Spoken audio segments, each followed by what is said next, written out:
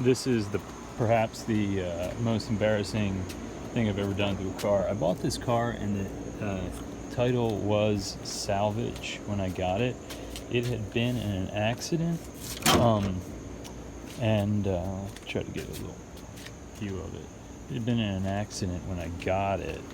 I thought that the guy said it had a reconstructed title, but it really just had a salvage title. So, and it didn't have reverse, and it had a massive power steering leak. So you can see this was gold. I think they had an accident, totaled the car, fixed it, painted it this flat black. You can see that there's marks there from the radiator being bashed in. I don't know if they bent this back into shape or what, but the car does primarily seem to be this gold. Maybe it was a black hood, I don't know. But it's got this kind of cheap body kit that covers that tow hook there. So that is a hassle, and the body kit has been damaged. So I think that there's the strip for that there, but there's no covers for the front that I'm aware of for the distributor cap. The car was running nicely with no reverse when I got it, and that window was not broken. So it's a double layered window, so you're not worried about glass going into the inside of the car. But you know, it's not nice. You know, there's no broken glass there. It's got these two-tone seats, and it only has what's at 111,000 miles on the odometer, and the M104 engine's pretty durable. Let's see if I can unlock this door. Let's see, maybe if I pull the handle from the inside.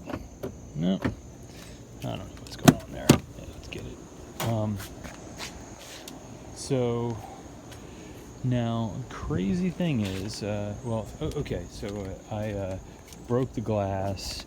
My wife ran the salvage title through the washer, and it pretty much disintegrated. I've got pieces of it. And just a day or so before that, I put the battery in backwards and fried some stuff. But watch this. Okay, so quite a spark there, right? Now, I expect the car to do what it was doing before, which was, see, the key is not even in the ignition. Can you hear that?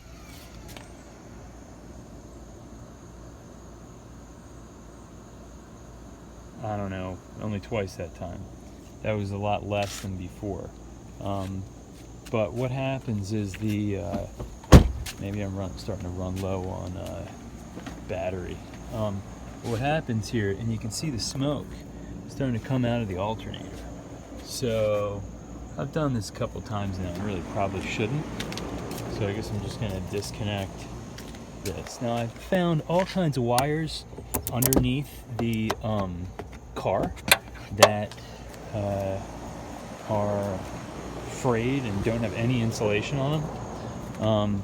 So my next step here is going to be to, I guess you can see right there, it looks like, a wire going to the alternator. So I'm going to disconnect that wire to the alternator, and hopefully maybe we'll get this thing to run, because my driveway is sloped uphill a little bit here, and I want to get it right there so I can part it out.